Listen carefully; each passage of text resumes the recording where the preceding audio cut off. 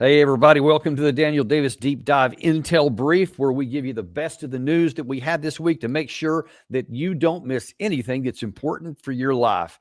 And we're actually going to start off today, not even with what we've talked about this week, but what's breaking right now, because barely an hour ago, and actually just before we started making this show here, Sergey Lavrov has announced that they are underway on President Vladimir Putin's order to prepare proposals for a possible Russian nuclear test. TASS reported. According to TASS, Lavrov said, quote, regarding President Vladimir Putin's instructions at the Security Council meeting on November 5th, it has been accepted for implementation and is being worked on. The public will be informed of the results. Just to give you a quick update, that actually is a result of what. First of all, you can start off with the Russian side when they tested their Poseidon subsurface. Let's see, what is it? I guess it's a sort of a torpedo. It's a drone, basically an underwater drone that is nuclear propulsion and has a nuclear tip, which could devastate any coastal area. And then also the nuclear-powered cruise missile that Russia has unveiled, and they did that within a week or so of each other. And in the aftermath of that, President Trump came out and said, oh, yeah, well, if you're going to test nuclear weapons, we're going to test nuclear weapons. We're going to conduct a nuclear test. That was the phrase he used, which got a lot of people's ears perked up, because the Russians didn't test nuclear weapons, or didn't do a nuclear weapons test. They did a nuclear propulsion systems test, the platform that the nuclear weapons are loaded up on top of. And that's very different than a nuclear test. People do tests of the nuclear platforms all the time, to include the United States. But Trump said nuclear test, and he was asked to clarify that. Did you mean the platform, or did you mean a nuclear bomb test? And he wouldn't clarify that. Well, in the aftermath of that, just a few days ago, Russia, with their Security Council meeting that they televised and had their Minister of Defense, Belousov, said, we're going to prepare because of things that have already happened, even aside from what President Trump has said. We're going to prepare that test and actually prepare our own test. And he recommended to President Putin to do it. President Putin said, sure, we're going to do that. Then the ball got kicked back again to the United States, and they said, are you still talking about a nuclear bomb test? Because that's what the Russians just talked about. That still no talk about it. And then here we have, just about an hour ago, Sergey Lavrov says we are opening the test facility. One can only hope that is just to put pressure and to show how serious this is. And by the way, President Putin in his announcement said that we will conduct a nuclear weapons test if the United States does. And so now then it looks like they're getting the facility ready, and certainly we'll be watching this with our satellite imagery, et cetera, and we'll be able to see that it's probably legitimate. So the question is going to be, what's going to happen next? The last thing the world needs, America needs, or Russia needs, or anyone that lives here, is nuclear weapons test in this tit-for-tat thing, which can only have negative consequences for everybody. Probably wouldn't be the only ones that tested if that happens. So I'm going to bring Gary on today, and we're going to actually go through this intel brief here. But Gary, I just kind of wanted your thoughts on that. I mean, what do you make of this this announcement by Russia that they're not just talking it, but they're now actually taking actions? Yeah, I think I'm not surprised. I don't think anybody's surprised, really. I mean, they've been pretty aggressive in their ways for all these years, since the war started, basically. So it doesn't surprise me a bit. And I think we can take them at their word. Lavrov's a pretty straight talker most of the time, or almost all of the time. He doesn't waver. He's rather repetitive, because he has to be repetitive, because nobody's listening to him. So that's why he has to be repetitive, which is it's sad that it's at this level now that he has to be like that. And it's kind of odd. Speaking of Sergey Lavrov, there's lots of rumors floating around this week that he had gotten put in his place by Putin, that he had been sidelined, et cetera, and the Kremlin had to deny it or so, which is really odd. I mean, he has been a literal fixture for a long time, and one wonders, was this just some sort of a psyops by the West to try to put some space between Putin and Lavrov? I mean, it seems kind of comical to me that because the alleged reason was that Putin blamed Lavrov for the absence of the negotiations between Trump and Putin in the Hungarian capital, Budapest. And I thought, well, that's ridiculous. Why would, and just on the surface of it, why would Putin ever blame Lavrov for the mercurial Trump, who famously changes his mind from hour to hour sometimes? What did you make of that? Oh, I wasn't that surprised. I think it's all theater, Danny, actually. I think they're pretty tight, Putin and Lavrov. I don't see a lot of space between the two of them. So when something like that happens, I think they're winking at one another behind the scenes, and it's just the game that needs to be played diplomatically, in front of the cameras. Yeah, and I mean, it just is so crazy on the surface of it, because I mean, by everybody that we've talked to, and even just a common assessment, even if you hate Russia, Sergey Lavrov is literally the dean of diplomats in the world, as he's been in this position for well over 2 decades, and is roundly applauded as being a really good diplomat in doing his actual job. So it just struck me as kind of comical that we would suggest that that's the case. And well, now here he is making a big statement. So doesn't look like he's been sidelined. Looks like he's just doing the same thing he always has. But no, there's no reason to sideline him. My gosh, he's been the master at the moves, I think, basically, by being so steadfast and self-contained, in all the moments that he's been through. We should be so lucky to have somebody that's steadfast like that. But yeah. Okay, so let's go on to what we've discovered here. As we always do, we got things from the week, but also things that are happening in the near term that you haven't seen yet. And we're going to start off with that. Yesterday, Pete Hegseth, Secretary of War, I still have a hard time saying that and don't want to say that. Maybe I'm going to go back to the Department of Defense, since technically, legally, it still is. But he addressed a group of defense industrial-based executives, which just on the surface of it already got my antennas up and of worry, because we seem to always be paying a lot more attention to the defense industrial base and the economics of war. And right out of the bat, Secretary Hegseth did anything but allay my concerns. Our objective is simple: transform the entire acquisition system to operate on a wartime footing, to rapidly accelerate the fielding of capabilities and focus on results. Our objective is to rebuild the arsenal of freedom. American industry and its innovative spirit are begging to be unleashed to solve our most complex and dangerous warfighting problems. We need to get out of our own way, out of your way, and enter into real partnership with you, rather than overprescribe and decelerate your natural progress. In turn, industry needs to perceive business with the Department of War from the perspective of growth, and assume risk to partner with the United States.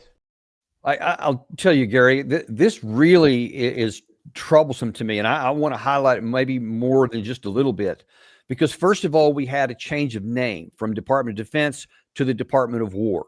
That changes the mentality. Trump even himself said it when he announced it.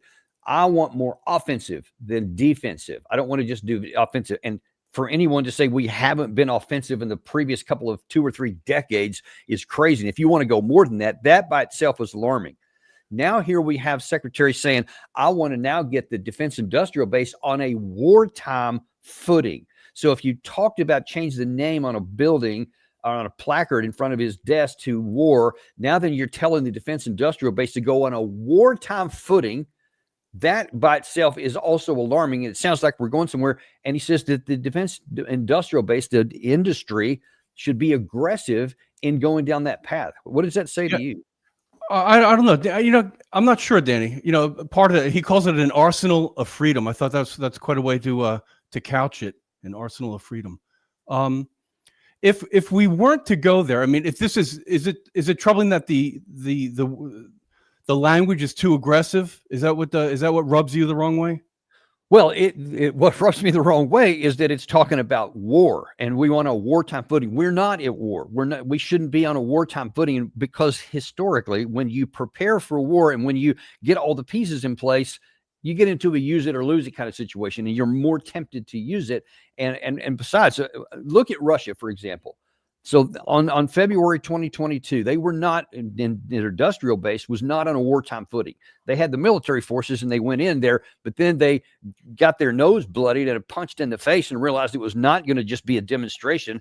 And now then, oh snap, they have to go to wartime footing. They had to completely retool their defense industrial base to a wartime footing. And then they went up to, I think it was like 12% GDP in their, we're at what, at 3.5 or something like that. Wartime footing means something more like 7 or 8% GDP in a massive expansion. That is not a minor word. Where are we going to find that money, and why do we need to have a wartime footing when we're not at war? I don't know, Danny, do you see it as just a preventative approach rather than waiting till we're in the heat of the moment? I don't, and I'll tell you why not. Because play that next soundbite. There we go. This is a 1939 moment, or hopefully a 1981 moment. A moment of mounting urgency. Enemies gather, threats grow, you feel it, I feel it. If we are going to prevent and avoid war, which is what we all want, we must prepare now. Our adversaries are not sitting idly by, they're moving fast. They're developing and delivering new capabilities at a rate that should be sobering to every American, especially those who work in the Pentagon and in the defense industrial base. Their ambitions and intentions are bold. Their actions speak volumes, and frankly, at times we've been too damn slow to respond. So he says this is a 1939 moment. Wartime economy. Those things go together. 1939 was the beginning of World War II. And there was a global conflict already exploded in both the Pacific and in the Atlantic. And that's what he's citing, and we should do that. And then he talks about all these enemies that are gathering everywhere, trying to connect today to 1939. And there is no global war going on. The only war going on of any substance is the one between Russia and Ukraine, which is localized between those two and should stop. And it's everything in our advantage to stop it. You talk about not wanting to go to war, then don't continue to expand the war. Don't continue to support this one here and then go on issues where we're going to test nuclear weapons. He's going to test nuclear weapons. All this language is just ramping up the rhetoric. And every time, and just imagine this, none of this stuff happens in a vacuum. If the United States says we're going to go up to this new 1939 level and advance our defense industrial base, Europe is already on this from several months. They want to rebuild Europe, $800 billion to expand their capacity. They're moving troops closer to Russia. What do we think Russia and China is going to do when they hear this stuff and they see putting actions behind their word? Whatever they're doing that he was talking about, they will definitely accelerate it. And then you have people fearing the United States for the wrong reason, not respecting it, but fearing it and thinking they don't have any choice but to ramp up. That's part of what led to the beginning of World War I, because you had one side took a move, then another side, well, we can't stay still. We've got to take a move, etc. This is building up to a completely unnecessary and pointless war. And nuclear weapons are almost certainly going to be involved if we get there. This is catastrophic, I think. Danny, would you be well? You certainly would be more at ease, but would it be different if they were doing that without explaining it out loud the way they are, making it in front and doing it behind the closed doors? No, I mean that just adds a little bit of fuel to the fire, but only a little bit. The issue is what you're doing, and when you continue to have the president talking about this stuff, and then as we see actually in this next clip here, this is coming directly from the president, which is adding another layer of concern. The president recognizes one simple fact: America's military is the greatest in the world by far, and we must keep it that way. Our commander-in-chief is leading the way, affording us, this is what is so key in any effort like this, affording us the top cover to do big, hard, and necessary things quickly. See, this is being driven by the president. So you had he directed the name change to the Department of War.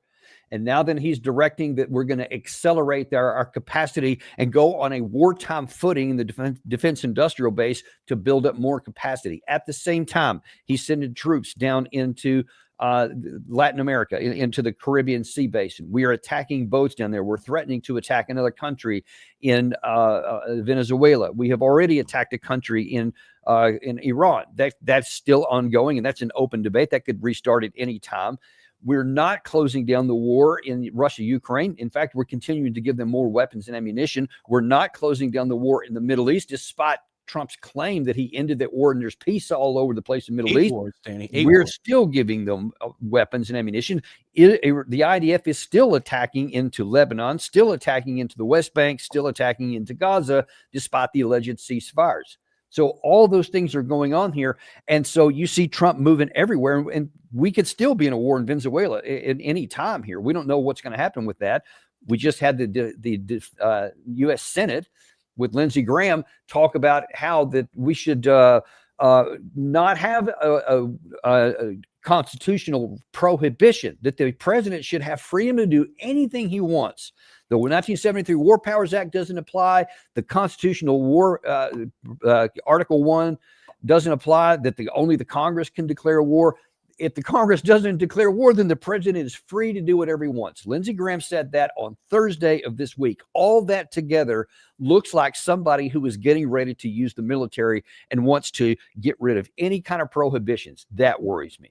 Yeah, you know what, Danny? I think in their minds, and I don't think if they were really trying to think they're pulling the wool over our eyes, that they've removed themselves. Like the Ukraine war, they don't have anything to do with it. You know, we're giving the weapons to NATO. NATO's going to do whatever they want with those weapons. Same thing with Israel. You know, we're not doing it. So I think they actually think that we believe that there is no connection whatsoever between the U.S. military and what's going on, at least in those two battlefields. Yeah, at least in those. And, you know, like I said, the one in Iran is kind of suspended. Who knows if that's going to get restarted? We know that the one in the Venezuela area is definitely active and ongoing here. But yeah, I think there's lots of, attempts to wordsmith things and to make it sound like something else. Meanwhile, all of the guardrails are being shredded right before our eyes, out in the open. No one's doing it behind the scenes. You've had the Senate having this vote, which was voted down the next day on Friday, by the way. So, or maybe it was even on Thursday. So those are now off the table. No one's going to stop him from doing anything he wants to do. And now then we see we're actually physically preparing to do more at a wartime level. And this needs to be called out. Yeah, you know, I'm a bit conflicted, Danny, I got to say, because listen, and I think like you two, you want our military to be strong, but I think it just seems like there's a heavy-handed way to do it, and they're doing it the heavy-handed way, out loud in front of it, almost antagonistically, poking the world, basically, not just the bear, as to what's going on, where they could do it much more. It seems that they could do it much more subtly and carefully. Well, see that might be the case if there wasn't a Department of Defense, if we weren't doing anything, if we didn't have a baseline. We do. We have always, that's been for 250 years, the requirement for the Department of Defense to protect our country. That's never changed. It's an enduring requirement 24/7, 365. So we were already there to prepare our defense. Now, if you want to say that we had some shortfalls somewhere, and we definitely did, I've been advocating for this for many years, have written articles on how we could reform and reorganize both the entire Department of Defense and how we fight with our doctrine, et cetera. Those things still need to be done, by the way. We have not responded effectively to the war fighting capacities. Do those kinds of things. That's how you can provide your national security. But to say we're going on a wartime footing and we're going to ramp up and do all this stuff and start cutting corners and get rid of bureaucracy and do it faster, those are words that you use when you're ready to fight. That is a categorical, clear distinction, and it is not just providing for national security. That's why I'm alarmed. Yeah, they're wearing their heart on their sleeve as far as war goes, and manufacturing of the weapons. And so that doesn't keep us safer. That doesn't provide defense. That just makes it more likely that our adversaries are going to be alarmed and they're going to take more action. And then you have this cascading and spiraling actually dynamic, which could then actually be the very war you claim to want to prevent. It lays the foundation for it. Yeah. That's what I'm concerned about. Let's move on to some other things that happened this week. Let's go to the president himself, since he's the one that directed this. And what he said here in terms of, this is actually kind of underscoring my concerns here. President Trump entered office. We're going to end this in a day and all that kind of stuff. And everything was supposed to be about ending it, Alaska and all that. Now then he's saying this week, you know what? Just let him fight it out. Yeah, Dan, he's you know how he will hit upon themes and then he'll hammer it home over and over again. Well, it seems like this is his new theme. We're both going to work together to see if we can get something done. We agreed the sides are locked in and fighting, and sometimes you have to let them fight. I guess crazy, but he's going to help us, and we're going to work together on Ukraine. There's not a lot more we can do. Sometimes you have to let it fight out. They're fighting it out. It's been a tough war for Putin. He's lost a lot of soldiers, maybe 1 million. That's a lot of soldiers. And it's been tough for Ukraine. It's been tough for both. Sometimes you have to let it, just get bought out. So, Gary, you've been covering Trump forever. I mean, since you were at Fox News back in the first term and all that, you've obviously been paying lots of attention ever since that point. As best you can using Trumpese, connect the dots for me. How do we go from being, I'm going to get this war over with in a day, to just let them fight it out after 10 months? Yeah, well, again, listen, in one sense, he's pretty transparent, although he changes all the time. That his changes are transparent. So we hear the changes every single time there's a change. But as I was saying right before we play that shot, is that, as we all know, he will get into a phrase and then he'll hang on to that. And that's why I wanted to put them two together. So back in the beginning of October and now in the beginning of November, he's now latching onto this theme that, let them fight it out. He even said, there's not a lot more we can do. So he's getting into the point of, he's at the point of, resignation that, wow, it's not working. He has his pizzazz, his whatever kind of, what's the word I want? How somebody has great influence over things, and how he thinks he has great influence over everything. But he's realizing that his charm, that's the word I was looking for, his charm has just fallen flat. There is no charm anymore. There's nothing to do. How many times does he have to have conversations that end up with him coming home with nothing, basically? So I think it's really settled in. But what is he trying to convey here by fighting out? Does that mean he's finally going to say, hey, we tried, so y'all just figure it out now? Yeah. But I think keep giving you weapons. Yeah, and then he's washed his hands of the situation. Basically, they're fighting. What am I? I'm not even part of this any longer, right? It's them. I tried to stop it, but no, there's not a lot more we can do. It's just let them fight. So, I think rather than trying to, well, I don't know how much more he could ramp up negotiations and talks. In fact, in a little bit of shot that we're going to have from Scott Horton is going to lay it out pretty clearly what he'd like to see done. But what I was going to say is, even in the same breath on that soundbite you just played there, you have him say, well, I think we're going to get something done. I think we're going to get this negotiated, but let them fight it out. I mean, those things are mutually exclusive. They can't fight it out and we're going to get something done. You can't simultaneoly have those things. Danny, you listen, not in the Trump world, not in the Trump brain. You have to present both of them together as if they're not in a conflict. But they are in conflict. I mean, does his followers, let's just keep with his supporters, because we obviously, the people who are not, point out things that I like that I did. But how in the mind of his supporters do they hear stuff like that and not say there's discontinuity there? I think it's true. Blue supporters, Danny, believe in the heart of Trump. They believe in deep down, he understands he's a good guy. He wants it to go well. I think that will supersede any of the words that comes out of his mouth.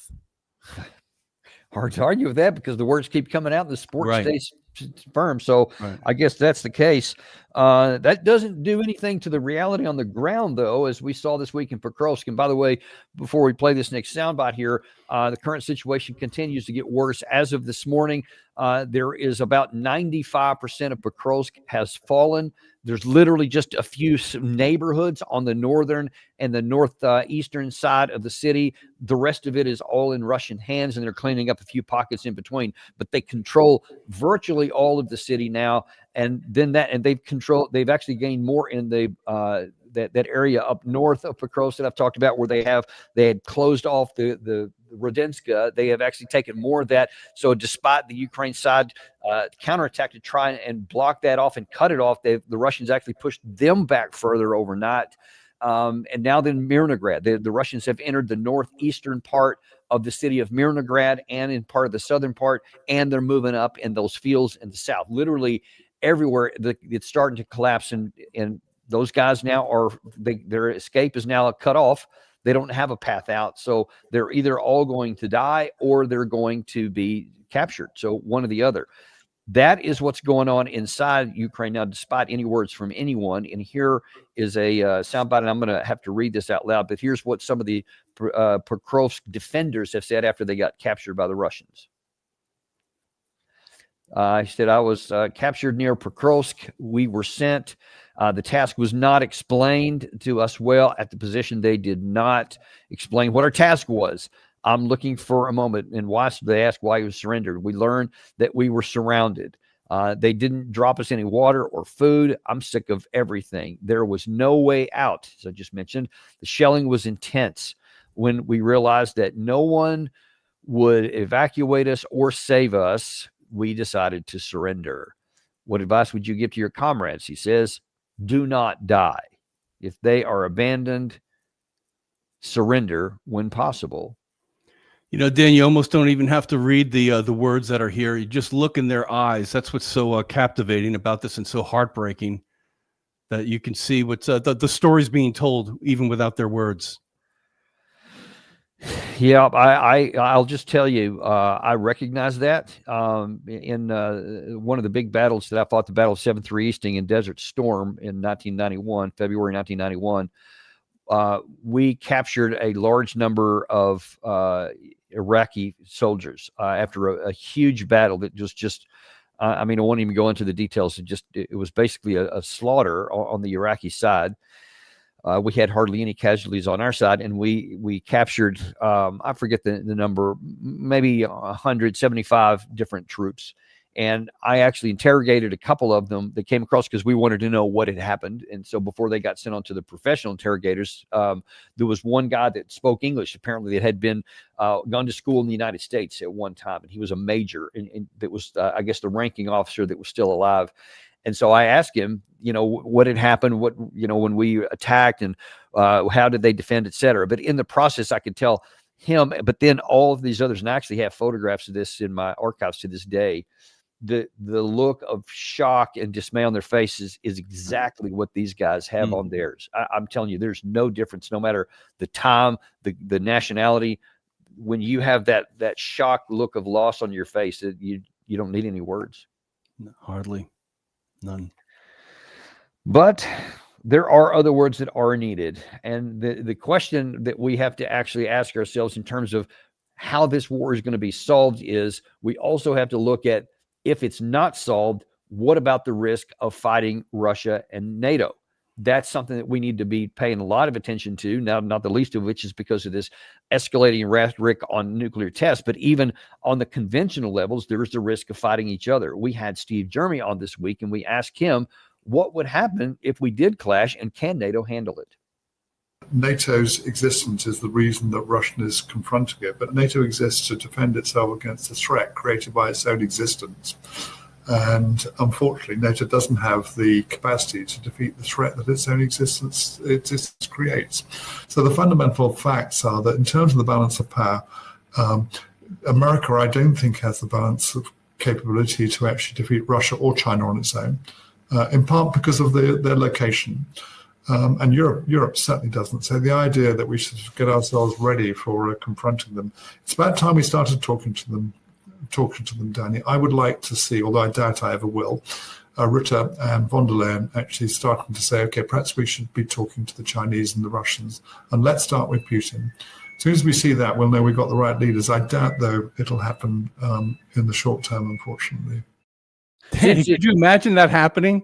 Them actually sitting down to, turning completely 180 and having the conversations with who they should be talking to, instead of talking to Zelensky every other day. Yes, I can absolutely. It works for Trump. Trump just does a 180 in the conversation of a single sentence. So why can't they do it here in the course of this war? That's absolutely what we had. As a matter of fact, that's kind of what I'm saying. Just swing back to the beginning of this episode here.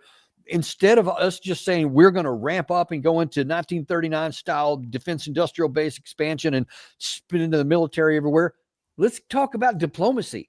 Let's talk to China. Let's talk to Russia. Let's bring in the NATO folks. Let's all say, hey, let's just get into a room and saying, all right, what do we need to where we can all live in some kind of peace here? What can we do? What are some actions that we can take, et cetera? And let's just talk this out and give people a chance to say their piece and have their concerns, and then say, what do you need? What is your minimum needs for your own national security? Here's our minimum needs for our national security. Is there room for discussion? There is. There definitely is. This is something that would take a long time. And because of the blood that's been spilled and the hatred that's been generated on so many different parts, it would be really, really hard, and it would take a long time, but it is definitely doable, as opposed to not doing what Commodore Jeremy said right there and keep doing what we're doing right now. And that's not just the Department of Defense, but that's all of the West at large, not talking to people, as he was, I guess, lamenting there. And so you have, instead of having a possibility of a difficult time to get down to where we can live in peace and security, all we're doing is just continuing the status quo, which is ramping up to the potential for a clash later. Yeah, I love the way he described NATO, because NATO has to defend against the threat of its own existence that they brought upon themselves. That's quite a way to put it.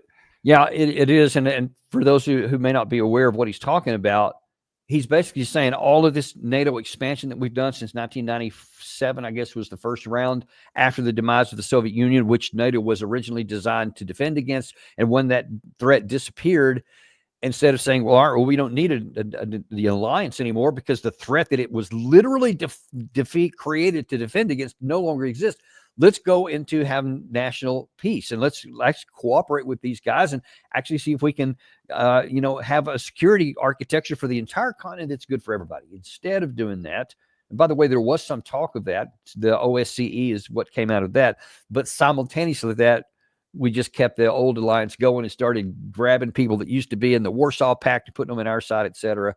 And so now that this advancement has gone up, and of course, Russia says all the time, the core issues to solve the Ukraine war are the advancement of NATO into Ukraine, into Georgia. And so that's what he means when it's because of our expansion is the very reason that we're having to fight against a revanchist Russia, et cetera, because the only reason they're doing it is because the military is going up. Many in the West don't accept that, but that's just the reality. Whether you accept it or not, it's true. Yeah. But that's where we are. Indeed. But to your comment a minute ago, Scott Horton says, hey, I've got a better idea. This is what we should do instead. Is anybody even trying right now? You know, what we heard was we're going to go talk in Hungary because we think we got this solved. And then no. Lavrov talked to Rubio and they decided that we're not there yet. Well, how about just Lavrov talks to Rubio every day until this gets solved?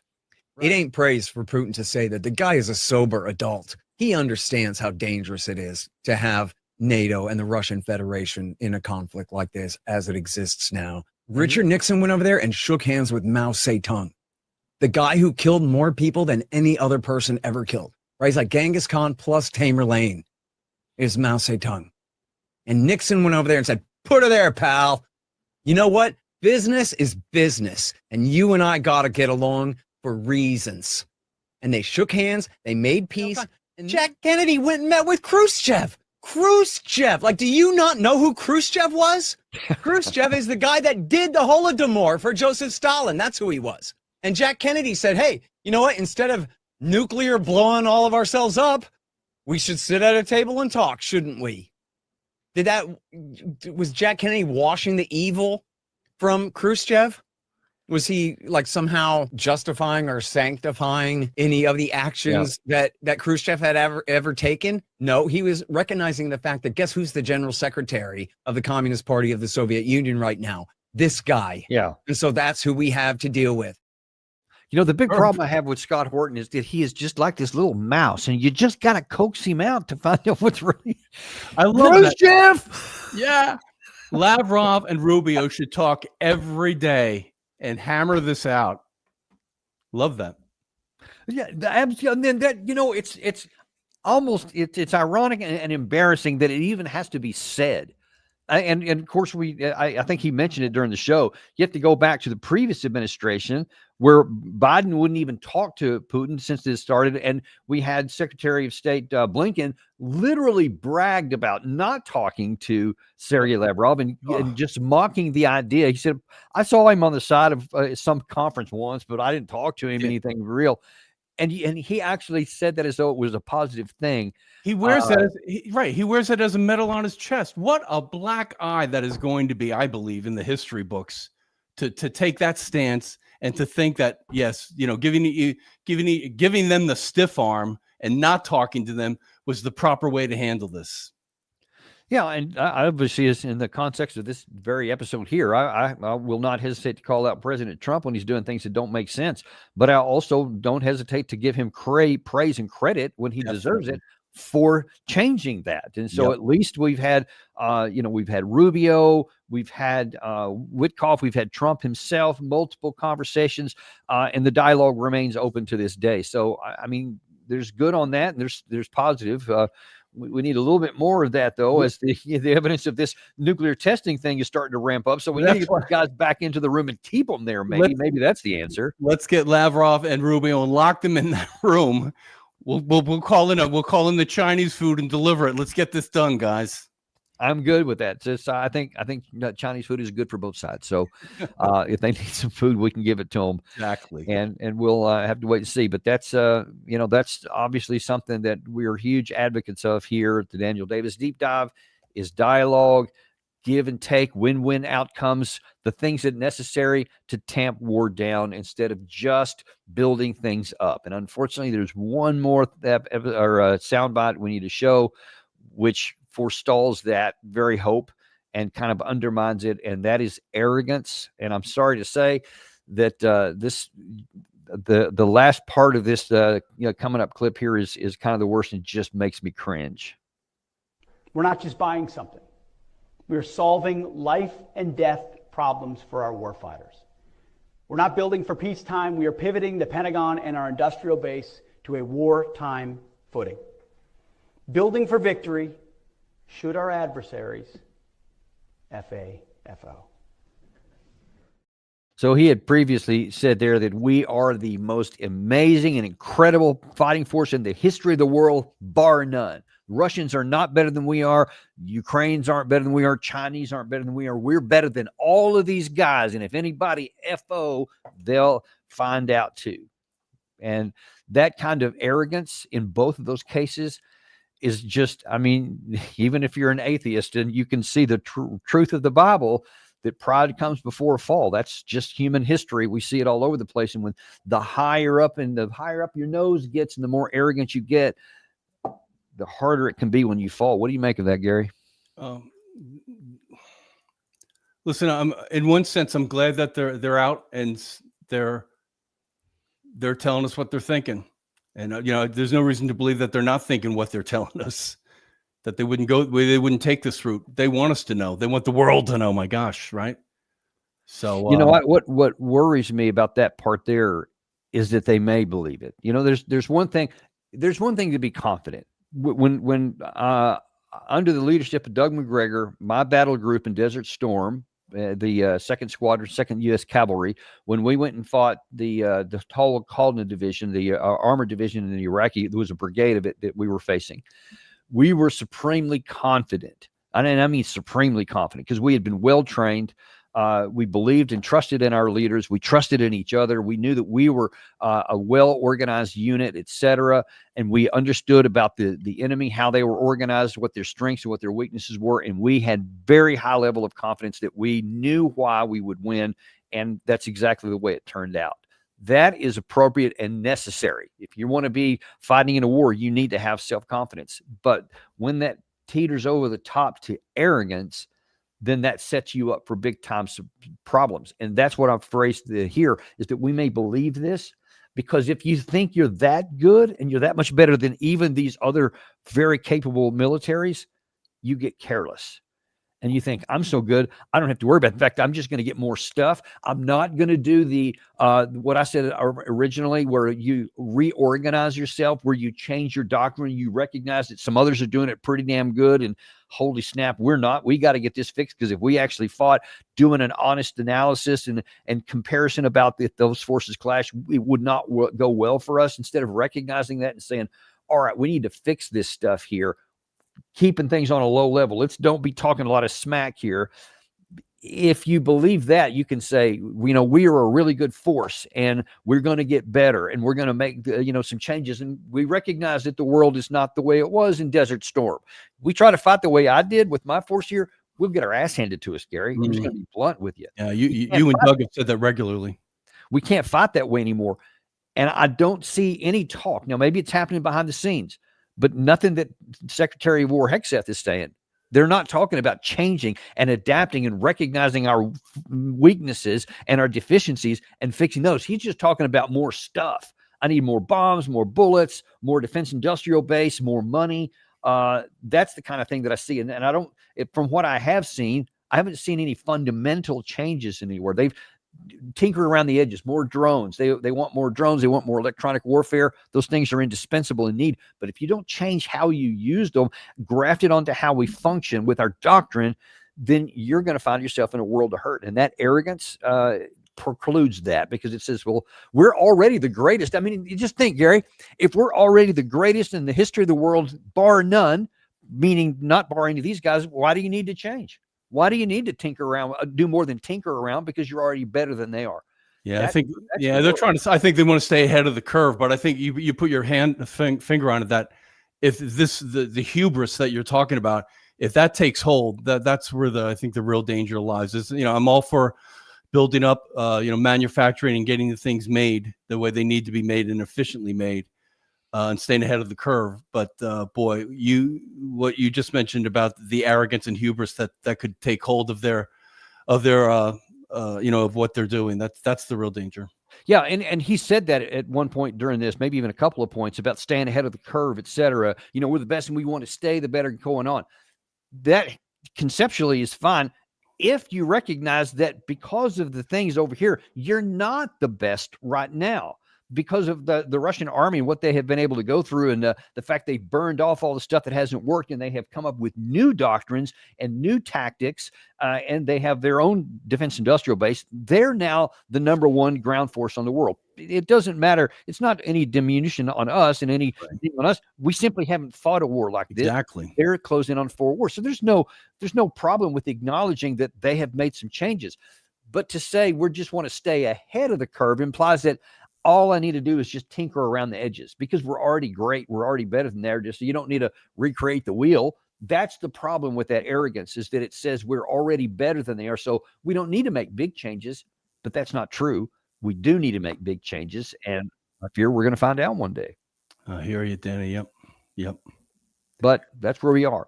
Yep. Well, listen, Danny, we got one more highlight that I didn't tell you about, and everybody, Danny does not know about this highlight. It would actually, well, you'll understand why he didn't know about this highlight. And this was just yesterday, Danny, as a matter of fact. We had an unknown occurrence, actually. Oh my God. Of Cody. Cody got a little bit frisky yesterday. Oh my God. A little bit frisky. Now, we did not plan on this. We did not instruct Cody. Danny was not telling him, giving him lessons. This happened. It just happened. I think one of the most funny things, Danny, is how people responded to it. Oh, no. Yeah, Super Blanco said, Colonel, Cody is stealing the show. Don't let him do it. Scal Paxa says, little doggy's having the time of his life in the background. Oh. And here's Daniel Jones, pardon me. Your dog has a potential in the doggy porn industry. Well, maybe. Then said, Dan, are you giving us a secret signal? Your dog humping the pillow in the background can't be an accident. I got to tell you, no, Steve, it was an accident. It was totally. Dan is not responsible for this. A couple more. Rob Messenger said, Danny, your little dog in the background is doing to your couch pillow what Zelensky's doing to Ukraine. Wow. Couldn't agree with you more. And then the last one, Tango Fox. Tango Fox was asking Danny, he says, does Cody have a OnlyFans account? I assured him, no, there is no OnlyFans account. This is the only place you can see Cody. So if you are a Cody fan, this is where you need to come. God.